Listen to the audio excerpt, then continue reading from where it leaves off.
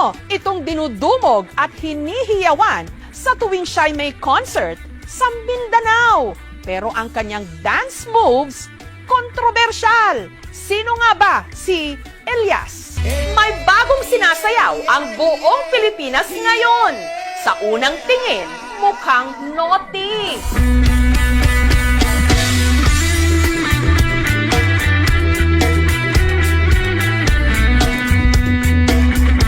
Kaya ang iba nagtaas agad ng kilay. Parang malaswa yung sayaw. Pero hindi nito napigilan ang pagiging viral ng dance steps na ito.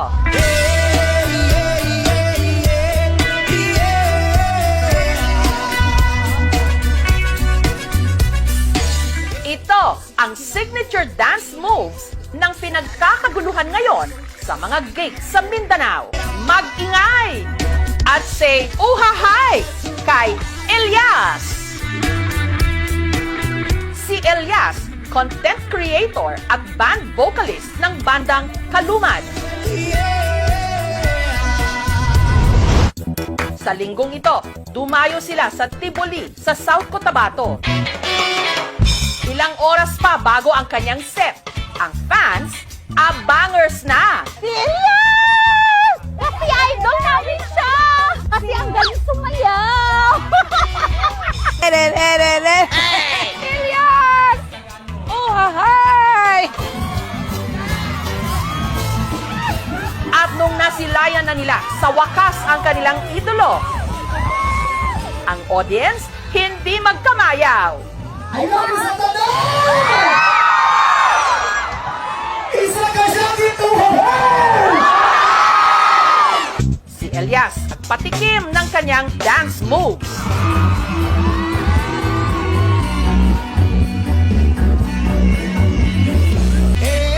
Elias, paano nga ba ang iyong step by step para sumakses?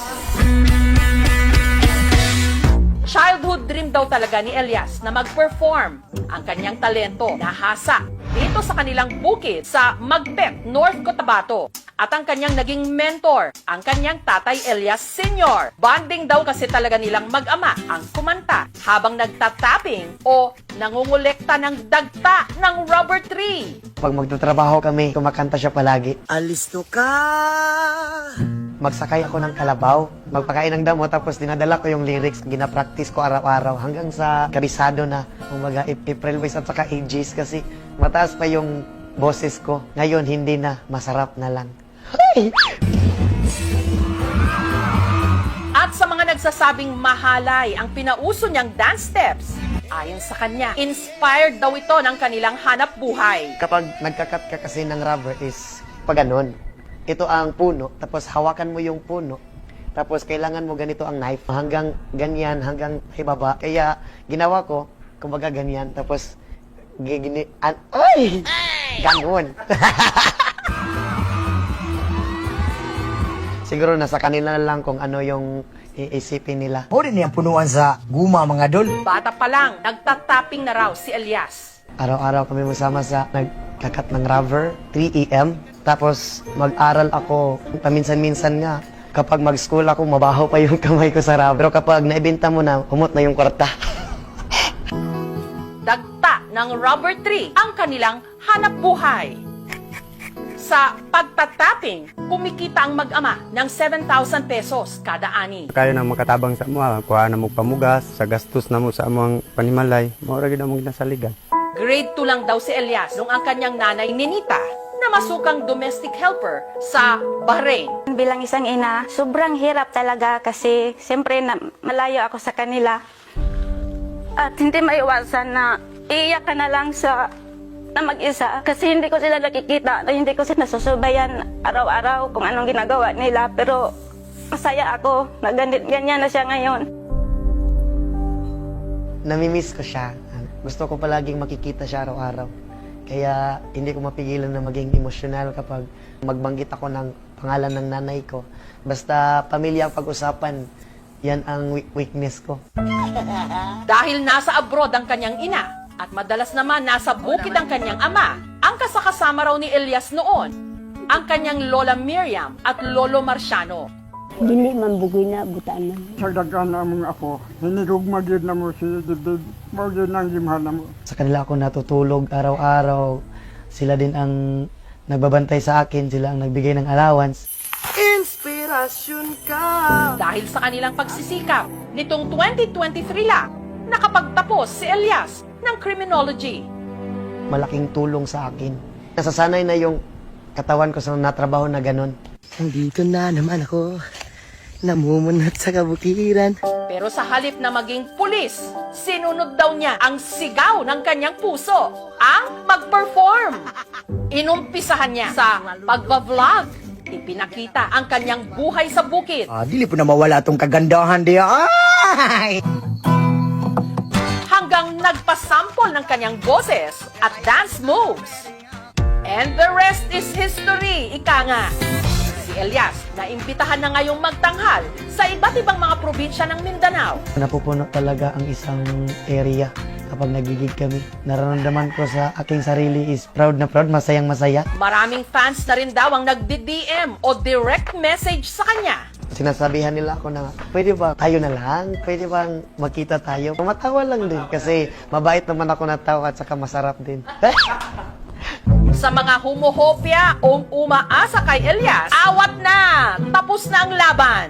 Meron nang nanalo at nagpatibok ng kanyang puso, si Abigail na aminadong selosa. May fans kasi dati, humalik talaga dito. Kasi very territorial ako eh. Yung akin. Tapos ngayon, na-realize ko na since nag-expand na yung circle niya, yung mga tao na nakakasalamuhan niya, kailangan ko talagang mag-adjust. Maliban daw sa charm ni Elias, na-fall din daw si Abigail sa puso nito. Makita mo talaga na maganda yung kanyang heart. At meron na rin pala silang anghel, si Apollo. Si Elias talaga is super hands-on sa aming anak. Paano ngayon? Kasi malayo pa sa kanila. Kasi syempre, nasanay ka nga perminti mo sabay. Ang tod niya, naabot sa point aing ani, pero okay lang man kay makasabot man pod. Hindi biro yung pagdaanan namin. Ngayon, unti-unti na naming naabot yung mga sinasabi lang namin dati na, hey, Inges ka, unta ka nang makatugtog ka sa kanang big stage. Pang, uli na. Mingaw na ako ni mo pa. Buntag! Kahapon lang, umuwi si Elias ng Magpet para bisitahin ang kanyang pamilya. Kamusta? Nabot naman ka. Happy ka ng birthday, oh. Nakipaglaro siya agad sa kanyang mag-ina. Na-miss na niya. Alaki. Laki mo gusto? Agaray! Sinamahan din niya ang kanyang ama na muling mag-tapping sa bukid. Na sinabayan pa niya ng pagsayaw.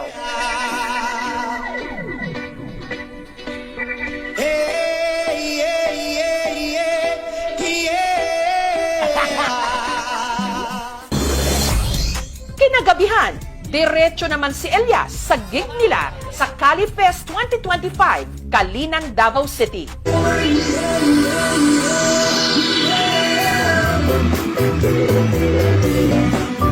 Ang hindi alam ni Elias, may sorpresa mula sa kanyang #1 fan, ang kanyang nanay Ninita, all the way from Bahrain. Stay always humble at laging pasalamat sa Panginoon sa lahat ng na-achieve mo at laging mag-iingat sa bawat event na pupuntahan mo. Tatandaan mo na narito lang kami ng pamilya mo at laging susuporta sa magandang hangarin mo sa buhay. I love you, anak!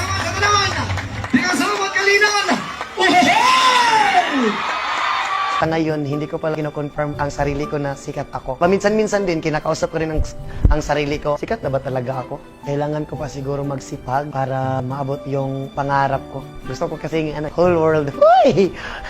Pangarap ko na maka-show kami sa iba't ibang bansa. Pangarap na lang man din ako, lubos-lubosin ko na lang. Lipad, saan ang gusto mo? Patuloy ka lang sa mga pangarap mo. Tama yan, Elias! Pag nangarap ka, taasan mo na at ipakita sa buong mundo ang talento ng Tubong Mindanao. Aim high and huha high! Siya araw-araw. Kaya hindi ko mapigilan na maging emosyonal kapag magbanggit ako ng pangalan ng nanay ko. Basta pamilya ang pag-usapan, yan ang weakness ko. Dahil nasa abroad ang kanyang ina at madalas naman nasa bukid ang kanyang ama, ang kasakasama raw ni Elias noon, ang kanyang Lola Miriam at Lolo Marciano. Dili man bugoy na butaan man. Sa dagan among ako, hinirog magid na mo si Dibdib. Mao gyud nang gimahal na mo. Sa kanila ako natutulog araw-araw.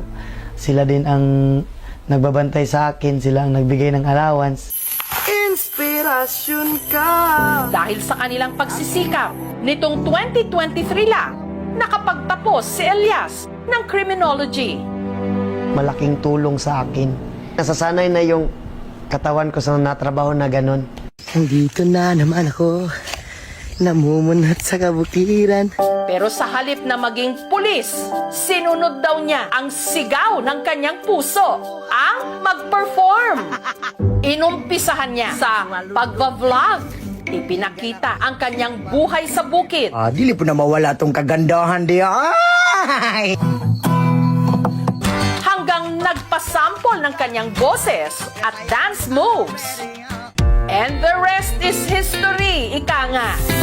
Si Elias na imbitahan na ngayong magtanghal sa iba't ibang mga probinsya ng Mindanao. Napupuno talaga ang isang area kapag nagigig kami. Nararamdaman ko sa aking sarili is proud na proud, masayang masaya. Maraming fans na rin daw ang nagdi-DM o direct message sa kanya. Sinasabihan nila ako na, pwede ba tayo na lang? Pwede bang magkita tayo? Matawa lang din kasi mabait naman ako na tao at saka masarap din. Sa mga humuhopya o umaasa kay Elias, awat na! Tapos na ang laban! Meron nang nanalo at nagpatibok ng kanyang puso. Si Abigail na aminadong selosa. May fans kasi dati, humalik talaga dito. Kasi very territorial ako eh. Yung akin. Tapos ngayon, na-realize ko na since nag-expand na yung circle niya, yung mga tao na nakakasalamuhan niya, kailangan ko talagang mag-adjust. Maliban daw sa charm ni Elias, na-fall din daw si Abigail sa puso nito. Makita mo talaga na maganda yung kanyang heart. At meron na rin pala silang anghel, si Apollo. Si Elias talaga is super hands-on sa aming anak. Paano ngayon? Kasi malayo ka sa kanila. Kung ka siyempre, nasanay ka nga perminti mo sabay. Hangtod niya nabot sa point kahing ani, pero okay lang man kay makasabot man po. Hindi biro yung napagdaanan namin. Ngayon, unti-unti na naming naaabot yung mga sinasabi lang namin dati na, hey, Angels ka, unta ka nang makatugtog ka sa kanang big stage. Pang, uli na. Mingaw na ako ni mo, Pang. Buntag. Kahapon lang, umuwi si Elias ng Magpet para bisitahin ang kanyang pamilya. Kamusta? Nagpiraman ka. Hapit ni mong birthday oh. Nakipaglaro siya agad sa kanyang mag-ina na miss na niya. I like it. Lalaki mong gusto. Agoy. Sinamahan din niya ang kanyang ama na muling mag-tapping sa bukid.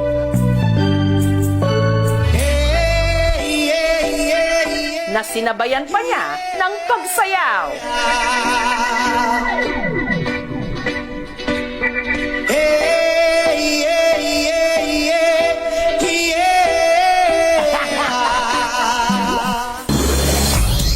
Kinagabihan, diretso naman si Elias sa gig nila sa Cali Fest 2025, Kalinan, Davao City.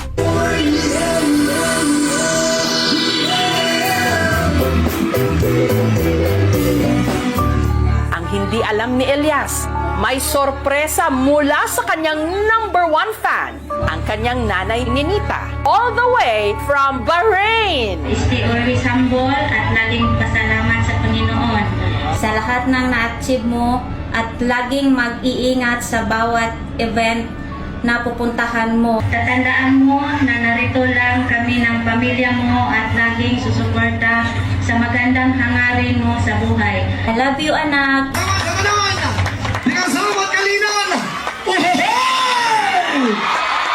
Sa ngayon, hindi ko pala kino-confirm ang sarili ko na sikat ako. Paminsan-minsan din, kinakausap ko rin ang sarili ko. Sikat na ba talaga ako? Kailangan ko pa siguro magsipag para maabot yung pangarap ko. Gusto ko kasing whole world. Pangarap ko na maka-show kami sa iba-ibang bansa. Mangarap na lang man din ako, lubos-lubosin ko na lang. Lipad, saan ang gusto mo? Patuloy ka lang sa mga pangarap mo. Tama yan, Elias. Pag nangarap ka, taasan mo na at ipakita sa buong mundo ang talento ng Tubong Mindanao.